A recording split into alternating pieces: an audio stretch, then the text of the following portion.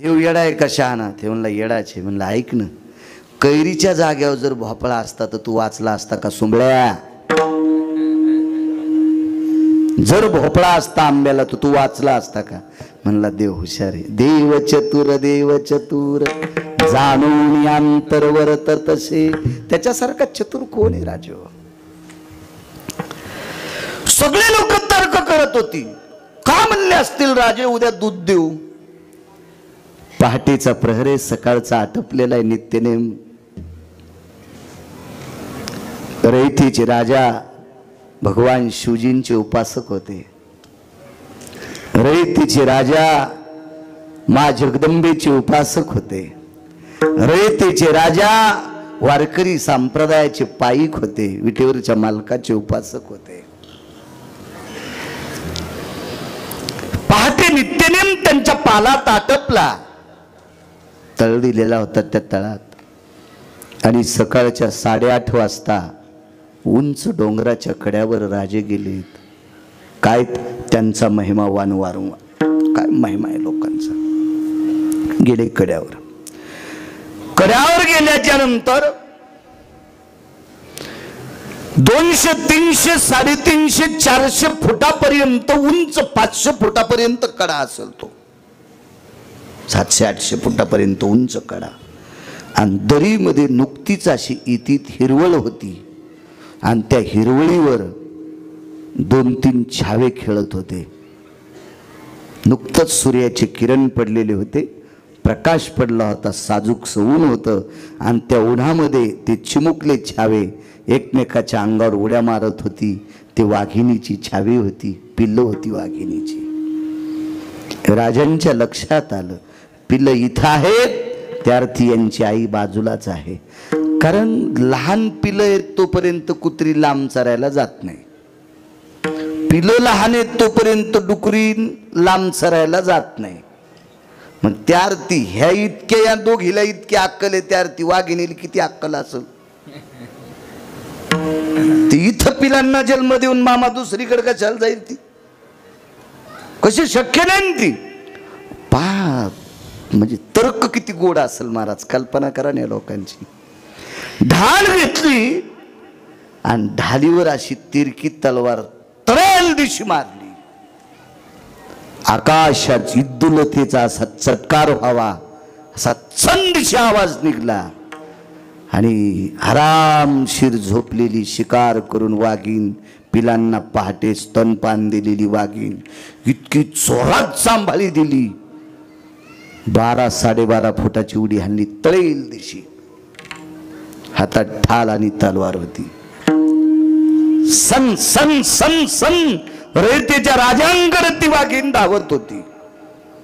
50-100 फूट अंतर तिने कापलं. छत्रपतींच्या लक्षात आलं आपल्याला हिचं दूध घ्यायचंय. आपल्या हातातली ढाल आणि तलवार पाहिल्याच्या नंतर आता हातात तलवार असल्या वाघिणीचं काय चालणार आहे? आणि पुन्हा छत्रपतींकडं. ती का गिरगावच्या बाळ्याच्या हातात तलवार आहे का काय आहे का नाही? तलवार मांडी खाली घातली असती, बाळ्या म्हणला असता बाई तुला कोणी कोण खायचं तर खाय, मुंडक्या कोण खाय, पाया कोण काय नाही. आमच्यावर घेतल्यावर तुमची खसखस पिकायली. तुम्ही छत्रपती आहेत का? मला तरी चरित्र सांगता येते म्हणून मला तरी जर सकाळी कळन. आपण सगळीच साधी माणसे. राजे होते महाराज, राजे. पण आपल्या पिलांना वाटत होतं तिला की हे धरून नेतील. या आवेशानं 100-150 फुटाचं अंतर तिनं कापलं. आणि राजांच्या लक्षात आलं ढाल आणि तलवार तिच्याकडे फेकून दिली. महाराज प्राण्याला कळत असतं बरं. प्राण्याला कळतंय. असं समजू नका प्राण्याला कळत नाही. तुम्ही ज्या गाईला घरात 10 माणसं असू द्या, पण गाईला, बैलाला, म्हशीला वेळेला वैरण टाकणारा, वेळेला ढेप खाऊ घालणारा आणि वेळेला पाणी पाजणारा माणूस रातच्या 2 वाजता जरी गोठ्यात गेला तर ती गाय उठून उभी राहणार, तो बैल उठून उभा राहणार, ती म्हसड उठून उभी राहणार आणि कधीच पाणी पाजत नाही ते जगडा अशी पाहती. हे आपल्या विरोधात प्रचार करीत होतो. असं पाहतेत का तशी म्हसड पाहणार. महाराज हृदयाच्या जठरानलो तृप्तावसो उदको शांतिरस्तते वचा सुधा निवारण हितार्थायाम त्वम कृपा पात्रेषु दृष्टियाम. आपल्या तहानेची आणि भुकेची जो काळजी करतो त्याच्याकडे वात्सल्य दृष्टीनं पशु पाहत असतो. कधी बी लक्षात ठेवा. कुत्र शेपटी हालिनार कोणापुढं? तुकडा टाकणाऱ्याकडं. जनावराला कळत नाही असं म्हणता तुम्ही. महाराणा प्रतापांचा चेतक नावाचा घोडा पहा, कळाल नाही त्याला. रयतेच्या राजांच्या सानिध्यात असणार वाघ्या नावाचं कुत्र कळाल नाही त्याला. गुरुवर्य चातुर्मासी महाराजांच्या कुत्र्याला वारकऱ्याच्या सानिध्यात भाकरी खाल्ल्या, पंचांगाच्या कर्त्यांचा एकादशीचा वाद मिटीला कुत्र्यानं. ते एकादशी दिवशी भाकरी खात नव्हतं आणि ज्या दिवशी कुत्र भाकरी खात नाही त्या दिवशी एकादश असायची. कळत नाही कुत्र्याला, प्राण्याला कळत नाही. कोण म्हणते? लय लोकांच्या पोट्याला कळत नाही इतकं प्राण्याला कळत आहे. कुत्र्याला सांगितलं दरुजातून उठू नको तर रात्रभर कुत्र दरुजात राहील आणि पोट्ट मागच्या खिडकीतून इकित. अशी काही काही भंगिरी पोर आहेत.